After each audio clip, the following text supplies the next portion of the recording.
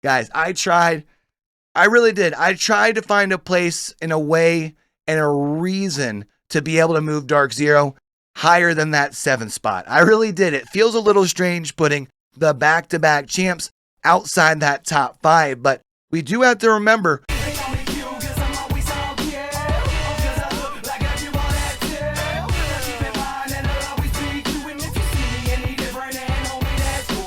hey, what it do, YouTube? It's your boy Q, and LANdon week has officially started. So this week, we're going to be seeing the world's 40 best Apex teams competing it out on LAN in London for Split 1 playoffs. And as we talked last week, a newly acquired roster competing under a new team banner as well. So you already know we're going to be doing some watch parties over here this weekend, watching everything in London unfold. And with teams in London already locking in, prepping for Split 1 playoffs, interviews are going to be on hold for now. So what better time to do an ALGS Power 10 ranking than right now? So something I want you guys to keep in mind is that I am going to be taking a few things into account here, right? This isn't just how these teams performed during Split 1, but previous LAN performances for some of these rosters that are still together, how these teams are performing in the third-party scene where applicable, and of course subjectively trying to kind of push all of this together into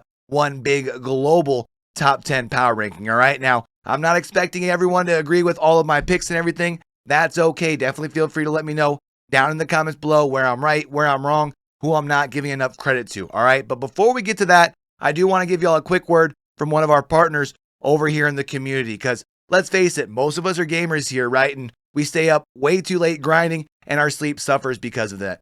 GamerAdvantage is the sleeper and impactful eyewear technology that has been proven to help you sleep better, focus more, all without distorting color or comfort, relieving headaches and eye strain, all while fitting under a headset comfortably. So stay in the game longer with GamerAdvantage, all right? Link's going to be down in that description below. Make sure when you check out, use code YoBoyCue, hooks you up with that 10% off, all right?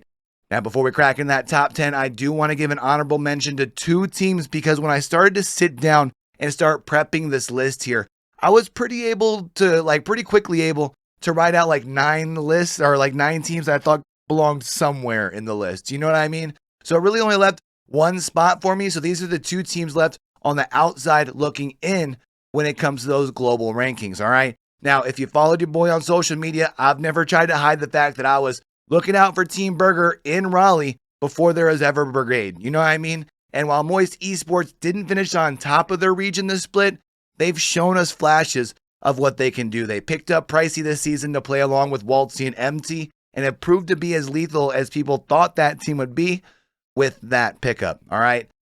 My other honorable mention, however, is going to be out of the EMEA region. And although Aurora did finish first out of their region, we have to consider a few things like some of the IRL things going on in the KCP camp. And I haven't quite been able to decide if that switch up at the top of the leaderboards was more about Aurora turning up or Ascend tripping up at the finish line. But I mean, still though, 11th, 12th in a power ranking of the best teams in the world, definitely a major push up the rankings from where this squad was last season.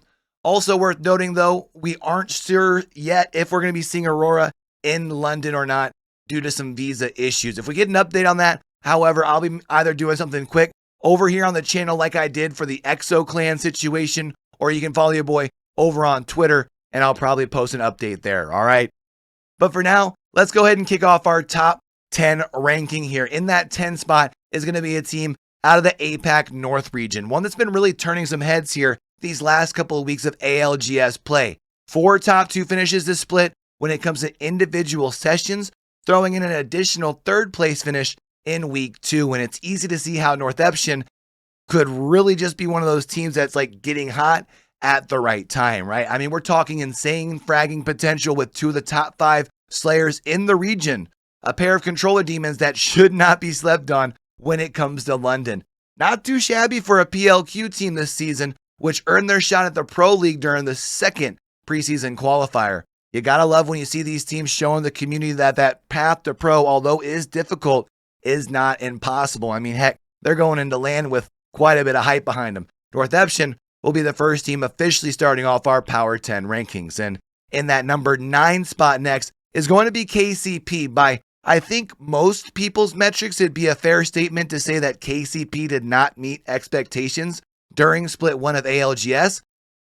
But I think that'd be a very surface level statement, right? We have to remember that Max is dealing with some things that are a lot bigger than Apex, and at times having to compete using a generator inside an abandoned hospital. I mean, this is the type of stuff that you would think was only in a movie or a TV show when you hear about it. KCP, though, is still led by arguably the most underrated IGL in the game right now, Nasky, and they'll be running with a sub at LAN once again, this time getting an assist from Furia with Panders. KCP does have some potential to move up this list, however, with all things considered, but I'd say 9th in the world ain't a bad spot to be in if you're the Pioneers. You know what I mean? In that number 8 spot, we're going to be seeing my only South American team to make the list. And while it may not be Godfire that would reign supreme in the region this split like I predicted during the preseason, it would be a team that both Neelis and Ben from Godfire have been a part of before.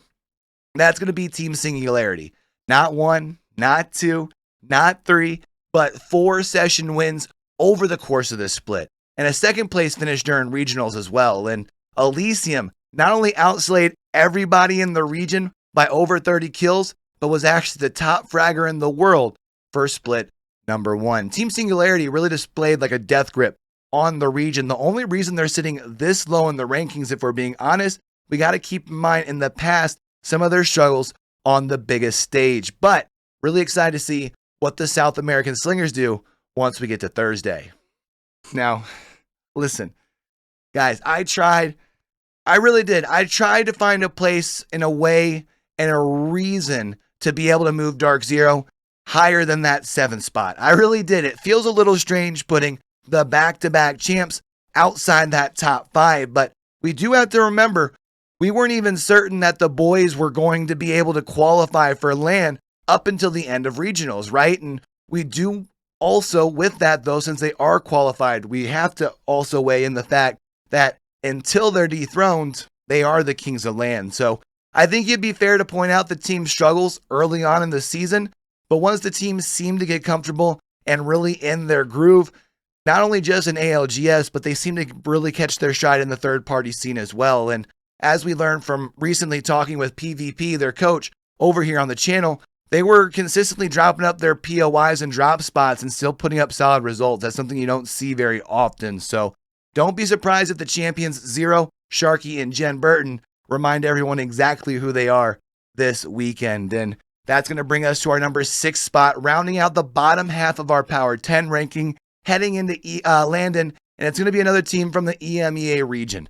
The only team actually from the EMEA region to win multiple sessions and even had an additional 2nd place finish as well over the 7-session split. Now, they may not have won their region. That was Aurora, who we mentioned honorably earlier, right? But with the pair of 9th place finishes over the course of the session, that's really what hurt them on the scoreboard and may even be what's keeping Ascend out of that top 5. Kind of hard to tell at the moment, but in that 6th spot nonetheless, nothing to be upset about. That's going to be Ascend.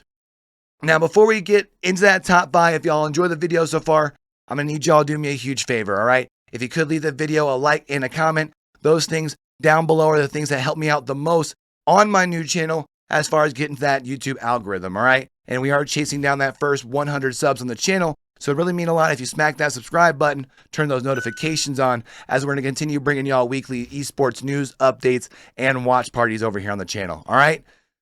But hey, let's go ahead and get into our top 5 ALGS teams in the world. Starting off in the 5 spot is going to be a team that I would say had a rather strong first half of the split out of NA. They didn't have a little bit of a small fall off, actually got dropped by their previous org as well during the season.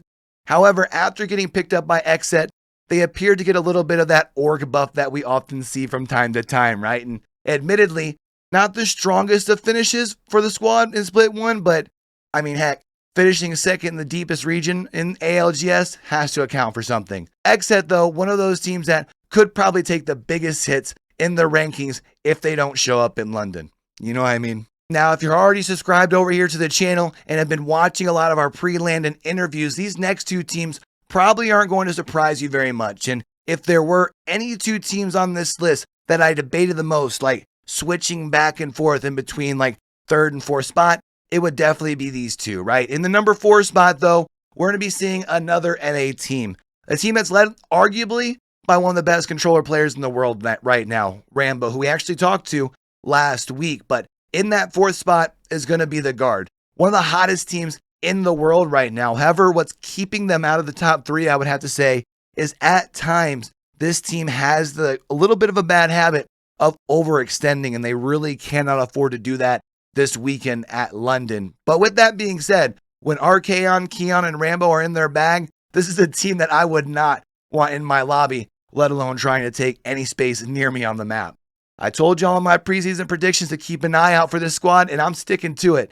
Them and this next team are probably my 2 personal favorites when it comes to LANdon. So with the Guard in 4th, and knowing that them in my 3rd place being my 2 personal picks, I'm sure there's a few of y'all that know from following the channel, we're going back to APAC South for our 3rd ranked team. I did tell Fallout about Player K and Strafing Flame heading into this season, as far as telling him to keep an eye out for them as a free agent team going in, and formerly known as Chicken Sandwich, tied with Fnatic as the 2nd highest scoring team in ALGS this split, is going to be Iron Blood Gaming. As we learned from talking with Strafing Flame a few weeks ago, this is going to be the team's first LAN event though, so it is leaving a lot of questions for people to see what they're going to do. I can understand why people would be confused why I'd have them this high on my list, but from seeing what they can do, seeing their slaying potential, I think this is a fair spot to put them. But I try to tell y'all heading into the split that this was a team to watch out for, and you got to remember that the APAC South region has had the winner of the last 2 LANs come from their region, so don't be surprised if Iron Blood Gaming looks to make it 3 in a row. You know what I'm saying? Now, in that number 2 spot, we're actually going to be staying in the APAC region. We're just going to be heading a little bit north. While they didn't win the 13-game marathon regional finals, they are led by a player that I think a lot of people in the community would say deserves a mention at minimum when it comes to being the most mechanical skilled players in the world. And that's going to be Yuka, right? Remember, Fnatic finished 4th at Raleigh and displayed quite a level of dominance in the region since joining the scene. Interesting fact about Fnatic though, their coach was also the manager of the team that we saw in our 10 spot, North Eption, until the end of the year. So I'm not sure what kind of secret sauce this guy's cooking up, but that's pretty impressive. And I think I could use some of that sauce, you know what I mean? But hopefully after the last 3 spot that I'm sure have gotten a few people to feel some type of way, and I'm going to get them to leave some comments down below, maybe I can get a little bit of redemption with my number 1 spot. And I think if you very quickly take a look at that top 10 list thus far, there's one very obvious NA team that is yet to be named. That's going to be TSM. If there's any team that I would imagine is feeling the pressure of expectations at LAN though, it'd be the squad of Verhulst, Reps, and Imperial Hal. If there's anything I know about the squad though that's led by the CEO, that's that they've already had this expectation of themselves for quite a while now.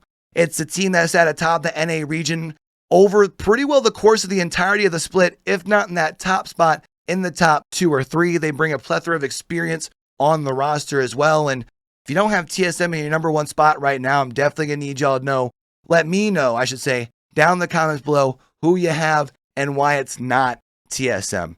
Like I said, I know people aren't going to like agree with me on everything, but I feel like right now, looking at how things have been, that number 1 spot should be pretty locked in my opinion. I'd say it's a pretty solid Power 10 ranking right there heading into LANdon. What do you think? I'm talking like ALGS broadcast ready. You know what I'm saying?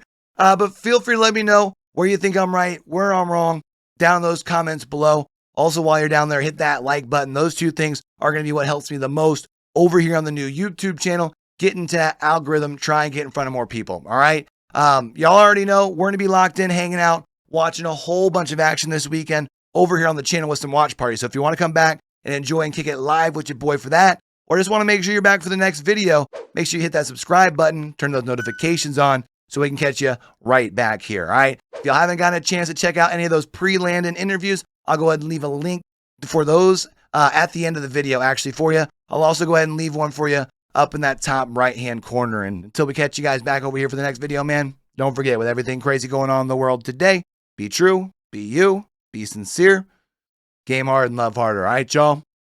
It's your boy Q, signing out. If you ain't show something, you just don't wanna be. You wanna be me, but you will never be as fresh as see you in.